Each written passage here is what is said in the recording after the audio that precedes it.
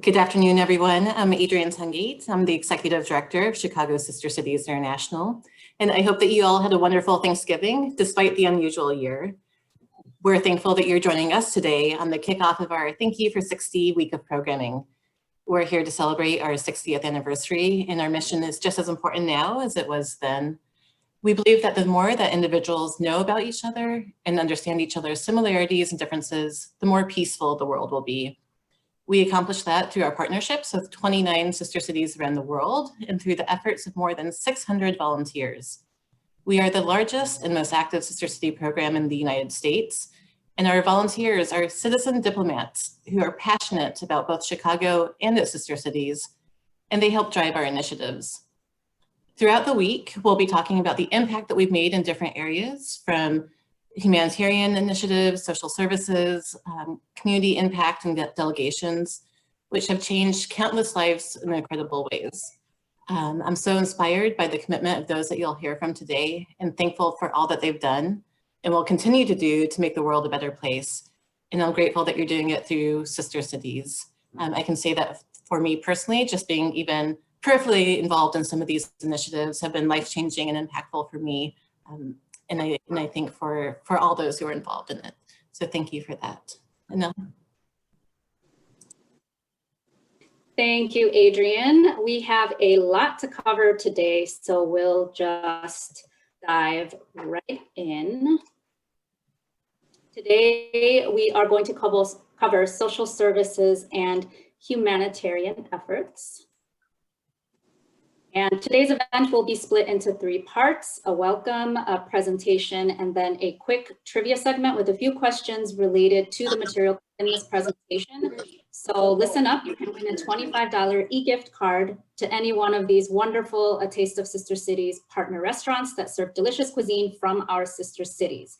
Just note that to participate in the trivia segment, you will need to log onto kahoot.it via your computer, cell phone, or tablet. Just a heads up so you can have those handy. We will have instructions on that when we get to it. And moving on, topic of social services. So our social services committees of Chicago Sister Cities International work to bring together social services professionals from around the world to share best practices and discuss policies that address global social problems. Since 1996, CSEI has built social services exchanges between Chicago and various sister cities, including Birmingham, UK, Casablanca, Morocco, Durban, South Africa, Hamburg, Germany, Osaka, Japan, Paris, France, and Shanghai, China. We have a social services steering committee composed of the co-chairs of all of our social services committees. And that steering committee is co-chaired by Kathleen Borland and Catherine Engel, who you'll hear from later in this presentation. Right now, I'd like to ask Kathleen Borland to talk briefly about how these social services exchanges began over 20 years ago and the unique interdisciplinary model of these exchanges, since she's been an integral part of them for the past 2 decades, and I may add, has won various awards for her work in social services. So, Kathleen. Thank you. Hear how Sister Cities empowers volunteers to build bridges and become citizen diplomats to improve social services and the quality of life for all. In 1996, Sister City Hamburg requested a delegation of 12 social workers from Chicago. Sister Cities didn't have social work in their mission, so they partnered with the National Association of Social Workers. And 12 social workers went to Hamburg to talk about social ills and challenges around youth and families. When those volunteers returned, they identified they were changed forever from the experience, both personally and professionally. So Chicago Sister Cities encouraged reciprocation.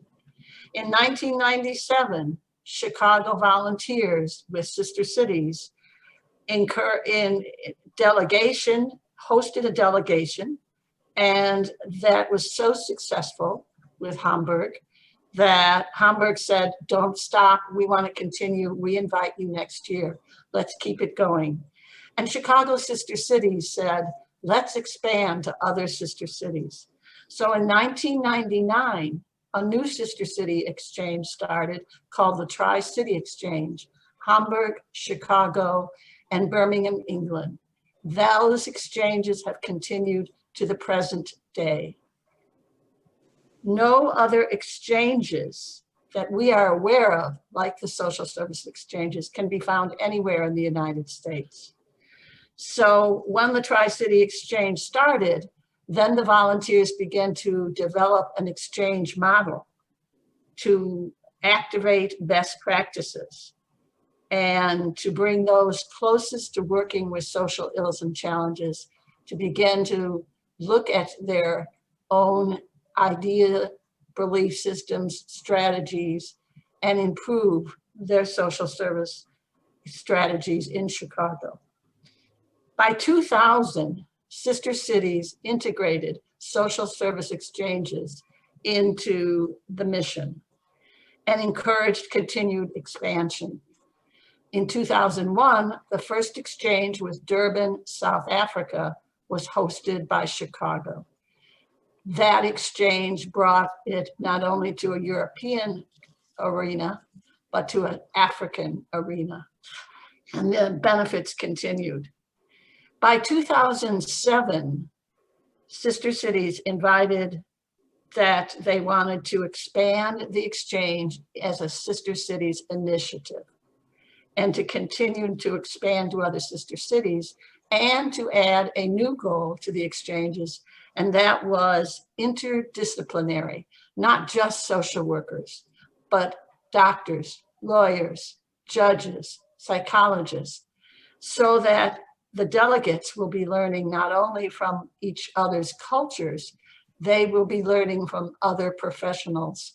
And in Chicago, that strengthened networks to build together and then come back and improve social service addressing in Chicago. So then the expansions continued to Osaka, Paris, Shanghai, Casablanca, and now we're initiating a new exchange with Kiev, Ukraine. In 2017, to expand the benefits of these exchanges, sister cities supported, along with UIC, the volunteers to celebrate the 20th anniversary by bringing all 8 sister cities together for the first time ever with 52 international delegates to demonstrate the importance of best practices and to address how we deal with common social ills and challenges. I think at this point, I'm going to turn it back to you, Anel, because I think clearly everyone can see this has been an amazing exchange development and could not have occurred without Sister Cities' expertise. Thank you, Kathleen. And here's a slide of the interdisciplinary model that is very unique to this exchange, where it's not only social workers, but also we've had psychologists, lawyers, judges, academics, and city government representatives participate. So the impact is a wider net. So thank you, Kathleen. Right now, I'd like to talk about the impact of these exchanges. Since 1996, over 2,000 social services professionals in Chicago and 7 of its sister cities have participated in these exchanges that have allowed them to share each other's cultural best practices, models, and methods, address common social ills, challenges, and social welfare policies, gain a broader vision, incorporating a global view to their work, and develop new types of knowledge and skills from cultural discourse.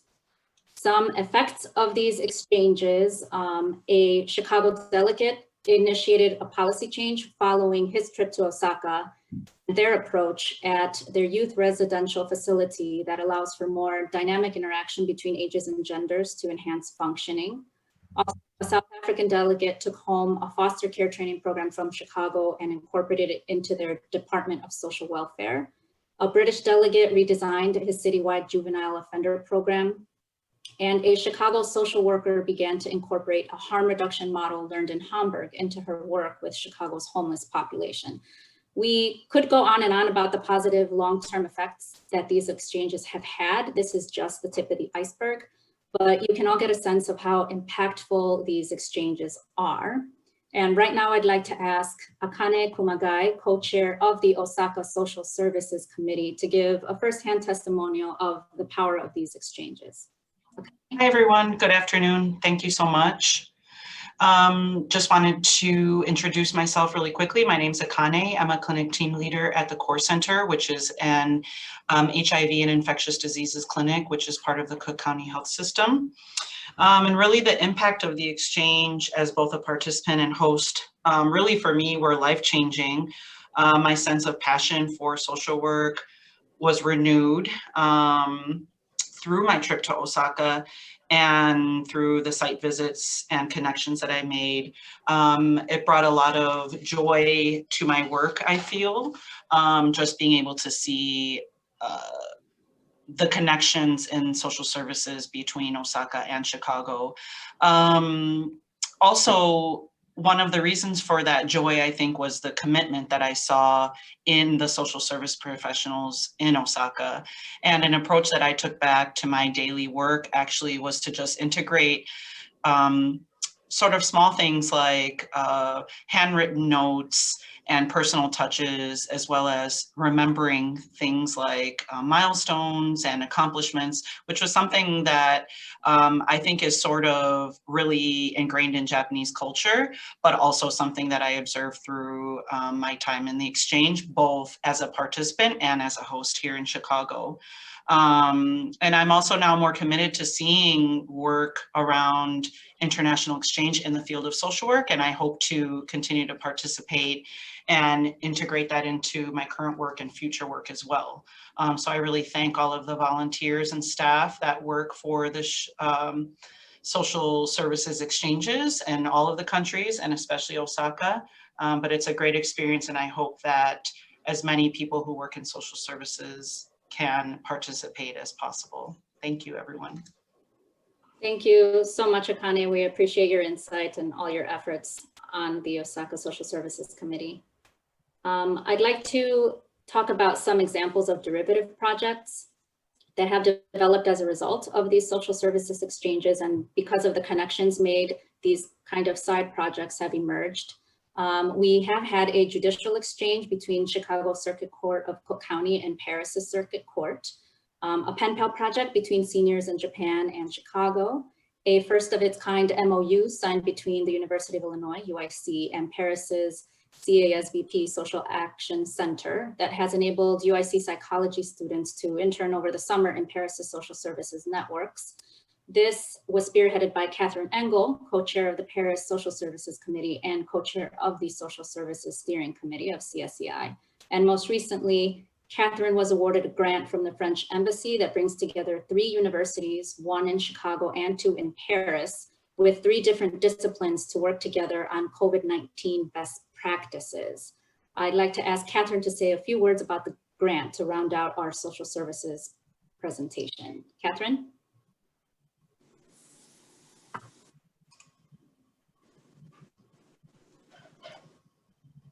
Thank you, Annelle. It's a real honor to be here. These connections enrich our work, and I think each delegate feels a responsibility to bring back and share what they learn.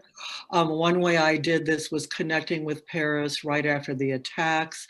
The exchange doesn't go on just during the exchanges, but we keep talking to one another. This summer, I had a virtual exchange course, and Paris and Morocco and Chicago came together around domestic violence. The grant recognized that kind of virtual work we're doing. They knew us from the internships, and now we're going to have a chance to create interdisciplinary teams from 3 universities. So UIC will be psychology and pre-med students. In France, there will be one university, EPSS, which is the oldest social work school in the history of all of Paris. So that will have social work students together with a third university, UPEC, which will bring together students in international management, in particular, those management students whose goal is to manage nonprofit, the NGO agencies of charitable organizations. So I cannot wait to see what wonderful things these three groups of students from three universities, they're all going to form teams, and they're going to address the same thing I taught last summer, which is you can't clip our wings just because we can't get on planes and exchange.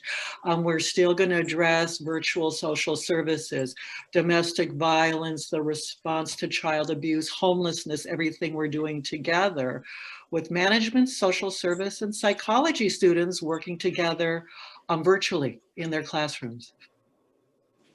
Thank you so much. And with that, we've come to the end of our social services presentation, and we'll move on to humanitarian efforts. Thank you, Kathleen, Akane, and Catherine for joining us today and all the work you do. We greatly appreciate it. The Humanitarian Committee of CSEI is committed to developing international partnerships that provide funding and support to organizations and people in need in Chicago and our international network of sister cities. The committee, chaired by Sue Leonis, works on a project basis and partners with different sister city committees on initiatives. I'd like to ask Sue to briefly talk about how the idea for a humanitarian committee came about. Sue? Well, as you can see from this picture of this young man, Delegation was in Amman, Jordan, and we ran into a group from Operation Smile, which I'm sure many of you know about. It does reconstructive surgeries for cleft palate and cleft lips. And we ran into them just kind of coincidentally, and they asked us if we would join their group. They had a group of Iraqi children that were coming over the border.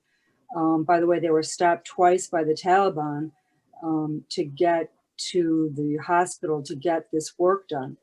They asked us to join the group, and we followed these children from the time they entered surgery until they came out of surgery. Well, I can honestly say it was one of the most life-changing things for myself, and I think other people from the Amman committee. It was so life-changing that frankly we underwrote the entire funding for the 50 kids that went through the procedure. On the spot, everybody just took out their checkbooks and credit cards and just wrote checks on it. And I think that is where the Humanitarian Committee was formed and born. And it had a passion from then on. It just took a life of its own. Thank you, Sue. While the Humanitarian Committee has partnered with and supported programs benefiting organizations like UNICEF and After School Matters, among others, today's presentation will focus on just two partnerships. The first being a partnership with the American Red Cross of Chicago and Northern Illinois to raise funds for natural disasters that afflicted our sister cities. In 2010, the Lahore and Humanitarian Committees partnered together on a fundraiser to support the Red Cross's relief efforts in Pakistan after the devastating floods that resulted in 1/5 of the country being underwater. Senator Durbin, Governor Quinn, Mayor Daley, and Secretary White co-hosted the event.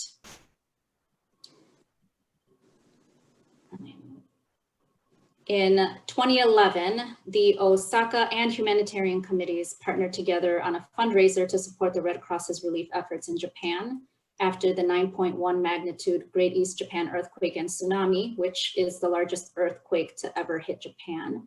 Yoko Noge, the then co-chair of the Osaka Committee and talented blues singer, gathered together local fellow blues musicians that provided amazing entertainment at the event. And it was standing room only. It was a phenomenal effort on their part.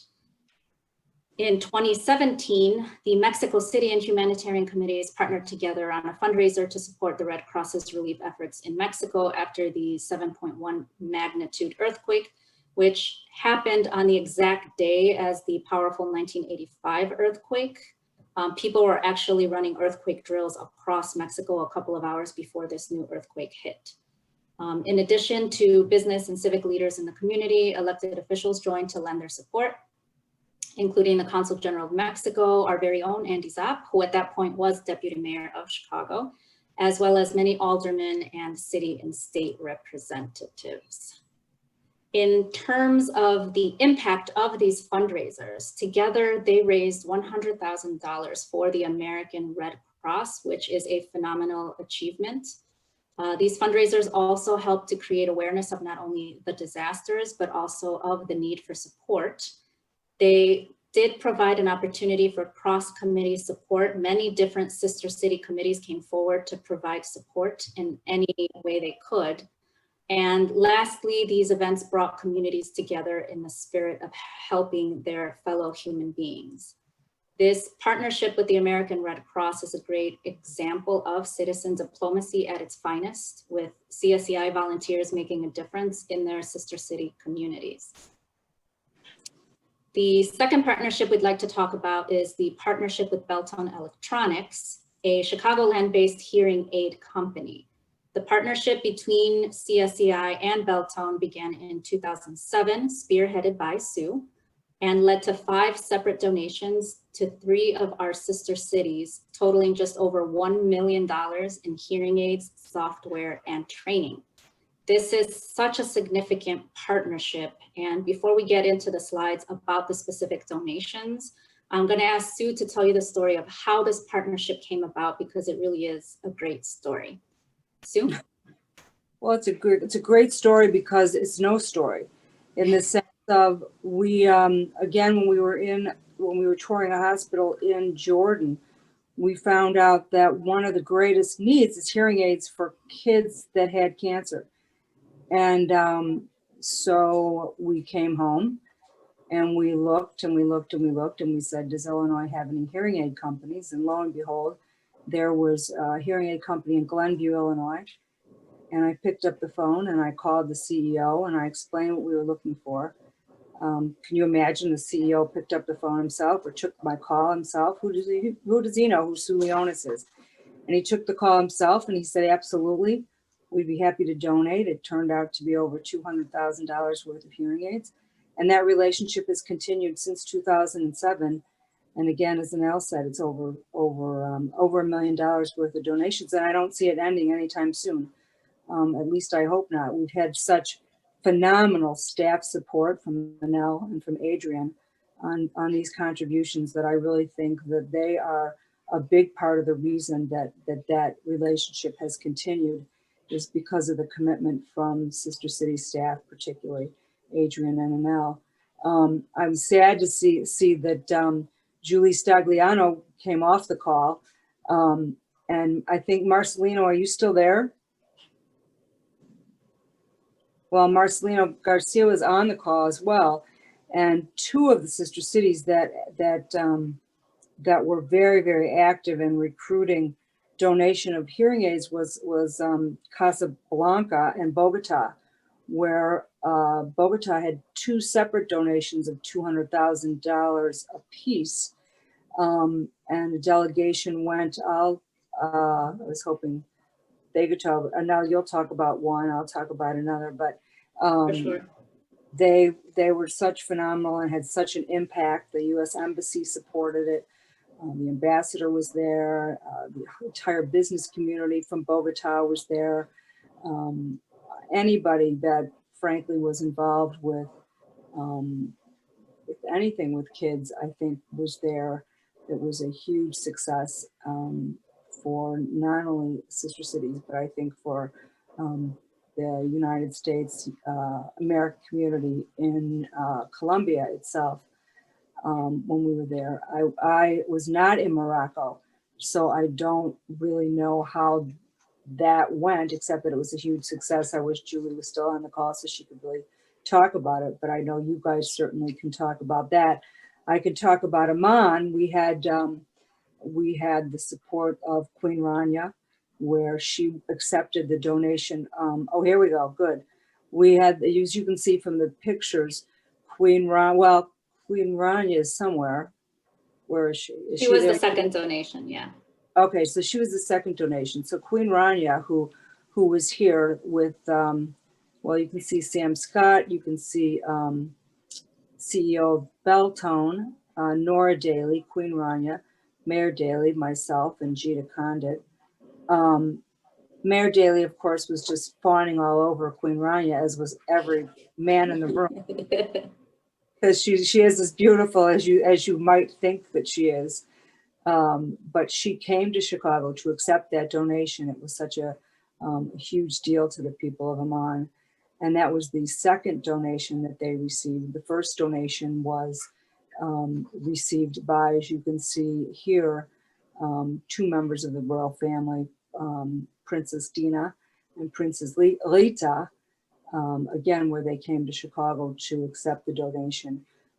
We also took a delegation, Humanitarian Committee, the Amman Committee, to see the facilities and see the kids that received the hearing aids. So it's been really remarkable to be part of these efforts. It's been really an honor, I know, for myself and other members of all of the committees to be a part of these endeavors. So now it's up to you. Great. So here's a picture of the first Bogota delegation with former Ambassador Whitaker. And then the second donation was actually last year. A delegation from Chicago led by our very own Andy Zopp traveled to Bogota in honor of the 10th anniversary of the Chicago-Bogota sister city relationship. I was lucky to be on that delegation as well. I was on both delegation trips. During the anniversary reception that included, as Sue had said, civic, business, government representatives, the hearing aids were gifted to the ICAL, and which is the Institute of, let me see if I get this right, for Audiology and Language. And it serves deaf and hard of hearing children ages 0 to 17 in Bogota. So they were able to accept the donation, their executive director, and on the delegation, we had a representative from Beltone, which was really great. They got to actually visit the ICAL during that trip. That's that last photo with all the children. And Marcelino, is Marcelino still on? Chair of the Bogota committee? No, I was gonna have him speak. He was able to go on both delegations and visited the ICAL, and he said that being with those children was the best part of the entire delegation, not, the pomp and circumstance of meeting with City Hall and government representatives and just countless meetings we had, but it was that half a day visit with the children that just solidified his commitment to anything humanitarian, anything sister city. So we thank him for that. Going to the impact, as we have said, these 5 donations to these 3 sister cities have totaled $1,050,000 worth of hearing aids, software, and training. So Beltone didn't just say, here are the hearing aids, figure out how to use them. They actually provided the software, they provided training, they were available to the institution whenever they needed help or assistance, which is really great. They didn't just hand it and walk away. Hundreds of people's lives were changed through this gift of hearing, and we were able to strengthen our sister city ties because of this, which is really great. In terms of positive effects of these donations, I'd like to share some testimonials from the children from the ICAL that they had said to us and made a really nice banner for us. One child said, I can now hear my mom's voice. Another one said, my hearing aids help me communicate with my friends. With my hearing aids, I can follow the beat of music. Thank you for giving me hearing aids to learn to hear and communicate with my family. My new hearing aids will help me be a better student. And I can now hear what my own name sounds like. So very, very powerful personal testimonies from these children. And again, being a part of both donations, I can say it was very, very emotional and life-changing to be with these children. I will end with this photo from the 2016 donation to the ECOL, where you can see Sue and Leslie Fox from the Humanitarian Committee and Adrian and myself when we were there, along with the then executive director of the ECOL and some of their board members. The children made us a welcome sign that said, "Thank you for supporting our life journeys by improving our communication. Because of your support, we hear not only with our souls, but also with our ears." With that, Sue, do you have any final words? I do not. Thank you. Okay. For me personally, this was one of the most meaningful and memorable projects I've worked on in my time with CSEI. And Sue, I thank you wholeheartedly for having such a big heart and making it possible with one cold call, really. And now it is time for trivia. So if you want to participate in the trivia and win a gift card, please log on to kahoot.it via your phone, computer, or tablet and enter the following code, which is 703-7009, and you enter your name. So I'm going to leave this up for about 30 seconds. If you need help, please ask. And then I will let Ella, the trivia master, take it away.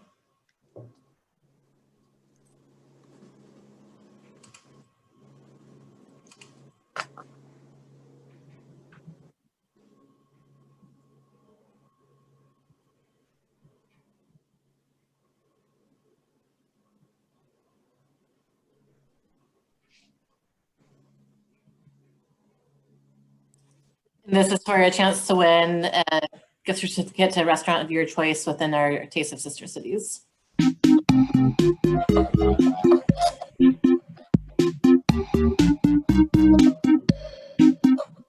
That everybody? No? Jamming to the music right now. All right, we still have people joining.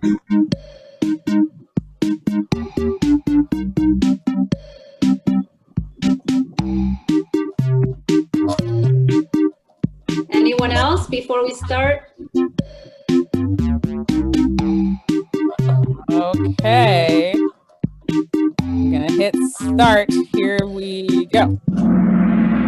Okay. Number 1. The Tri-City Social Services Exchange is an exchange between what 3 cities?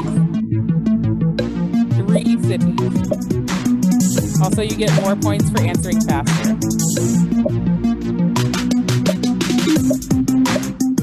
3 cities, that's the key.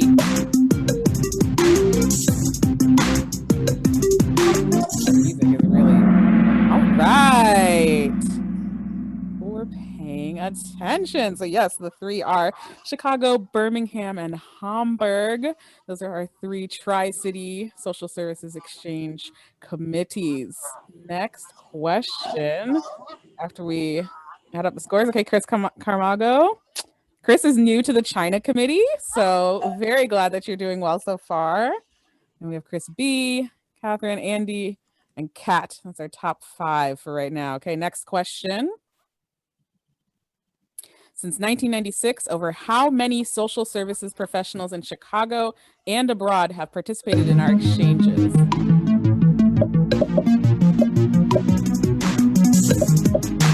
Okay, everybody's getting faster. Right, 2,000. Can you believe that? Just since 1996.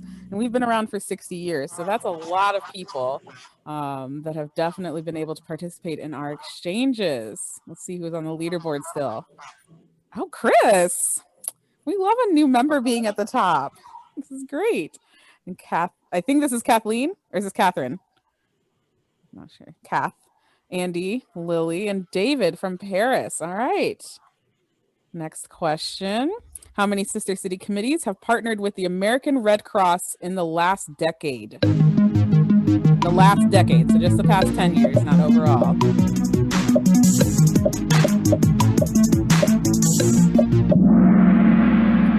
close. It was close.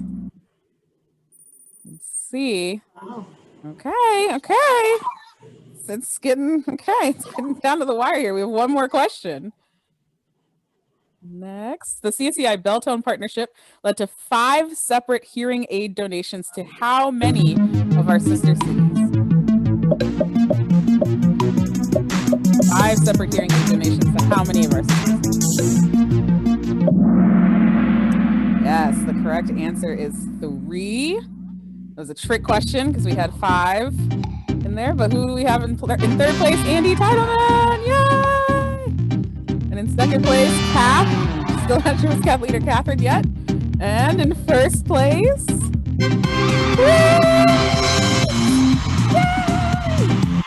runners up, Phyllis and David. Thank you all so much for playing. So Chris will be in touch to figure out which restaurant you would like a gift card from. I'm gonna go ahead and stop sharing. Thank you so much for participating. We have a few minutes, 5 minutes, if anyone has any questions that they would like to ask. I would like someone to teach me how to play that game. Yeah, it took me a couple hours last night of playing with it, how to set it up. Right. I have to admit something very embarrassing. For the first question, I was trying to answer using my keypad on the Zoom as opposed to my phone. I'm going click, click, click, click, click, and nothing's happening. I knew the right answer too. Damn. Live and learn. Oh, nice. Well, David, you shouldn't be as embarrassed. I did that from the beginning till the end for all the questions. Oh, well. Next one, no.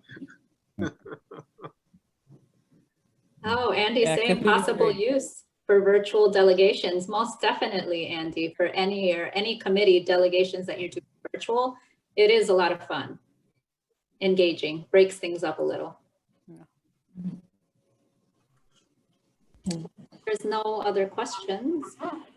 I'd just like to say, while we're waiting for questions, I know that we only had a limited time, and that's been part of the challenge this week, deciding how to tell our story when there's been so much work done over 60 years in these sessions. So there is a lot that we didn't cover. There is ambulance donations to Amman. There is multiple medical donations to Casablanca and Morocco and to Ghana.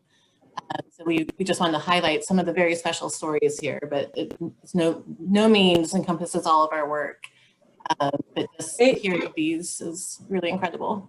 Adrian, tell the story about the ambulances. It took longer to get the ambulances to Amman than it did to get the donation, to get them, whatever, security proof. Going through customs took years. Right. It took years to get them through customs. We lost them at some point. They were lost. I mean, nobody could find them. So if anybody ever tries to get huge things like cars or trucks or anything donated somewhere, don't. Just don't even do it. Don't think about it. Mayor Daley yelled at us every day. And when we said we lost them, he couldn't even imagine such a thing. So don't, right? We learn way more about customs and importing than, and also again this year with the mass donation actually to Chicago from our sister city of Shanghai about how customs works. So it's very complicated, but actually Julie Stagliano just connected me to an organization in Chicago that helps ship medical equipment. So I think if there's any other sister city who's looking at doing something like that, we have a partner to work with who are the experts at moving medical equipment. Medical equipment's much more complicated than any other type of shipping, just because they need to know everything about it, how it's been used, how old it is, and to make sure that it's what that sister state needs, which is the most important part of it. But we do have a partner to work with now if anybody has any questions or is thinking about doing something like that. But yeah, when they were lost, it was like, okay, like what hole can we go hide in? I think they were somewhere in the Ministry of Defense in Jordan. A little while. So is there a way that anybody that couldn't appear today to see this could still see this? Absolutely. We've recorded today's session and we'll have it available online for people to view Great, great. Will you have it on your website? on our YouTube channel. Yes. And Yes, great. You know, I have a question. I'm in the Hamburg-Chicago sister city. In Hamburg, there isn't anything exciting going on like earthquakes or hurricanes and all these things. But I was wondering, how we never know about things like from other sister city, like donations of, for example, this hearing aid. How do we ever find, I mean, in the days we were still physically there, we wouldn't know. How do you disperse that information so that maybe in future there is a program we could participate? yeah, We're just doing our own little thing and it gets to be very like always the same, you know, it's always the same. So yeah. Thank you, Karina. That's a great question. And actually, Hamburg did a fundraiser for a refugee center in Hamburg, right when Germany was taking in most of the refugees. Yeah, like 3 years ago or whatever. Yeah. Yeah. So, Well, so I mean, we collected some money for that, but it was, you know, was pretty super minor. It was minor. We did do some personal donation, but yeah, I would. it raised a significant amount though. But to your question, we are trying to do a better job of connecting all of our different committees and Right. make sure that people have the opportunity to be involved. I think you're right. In the past, it's much siloed between committees, and we would tell the story afterwards about what happened. Yeah. But now we And also now this past year has given us the chance to get to know each other, which was Right. wonderful and very positive. So I like to be more, you know, be part of something that, you know, of any other sister city big need thing. Yes. So would that be channeled through you or how would that work? Yeah, so we'll message that through our monthly newsletter, through special newsletter blasts when there's something really big, and through just making sure that we continue to provide these opportunities for our members to meet Right. and talk to each other. So I think actually the Red Cross fundraisers were incredible moments for our whole community to come together and support support each other. But I do take your point, and we're trying to be connected within our own 600 volunteers more. Right. Yeah. Okay. Thanks a lot. I think this year has shown us of many good ways of being connected. Yeah. Agreed. Right. This is George. This is not a question, but I just would like to make an observation. I was fortunate to participate in the Tri-City program in Hamburg and Birmingham, and it was so good and very well organized. And thank you, Kathleen Borland. You do an excellent job in you know, coordinating all the groups. One thing we observed was that, you know, human services is has the similar problems or issues in all the 3 cities. And we kind of build a relationship, especially when you meet the same person, you know, the second time, like the person who come to Hamburg, again, we meet in Birmingham, and that's how we build the relationship and try to, you know, we keep on communicating with one another. There is some differences in the way it's administered in Chicago. Of course, there's, you know, the PPP, public-private partnerships, they give the money to nonprofits and they do the work, whereas in Birmingham and Hamburg, it is the government itself that does the program. Right. But the point that I wanted to make is that, you know, we, not only in social work, not only in humanitarian services, there is a tendency for all of us to focus on, you know, things that divide us, things that separate us, rather than things that, you know, would help us to come together. If you are like me, born and brought up in a family that is very religious, and from the childhood you come up, you're brought up in that strong belief that yours is the right religion, your faith is the right one, you tend to think that even in, let's say, you sit down and pray, whereas I kneel down and pray, and someone else maybe squat on and and pray. What we tend to believe is not that we pray to the same God differently, but we tend to think what I do is right, what you do is wrong, kind of a thing. That's what something I observed, in looking at the programs across the world. It could be in our differences could be national, cultural, religious, and so on. We had recently, Kathleen, that we only one more minute. Okay, we recently had a virtual meeting of these social workers from Hamburg and Birmingham. One of the theme was the impact of COVID on human services. Very well organized, excellent participation. One of the topics of discussion was Black Lives Matter. And that term Black Lives Matter took a different wording, like human rights matter, human lives matter.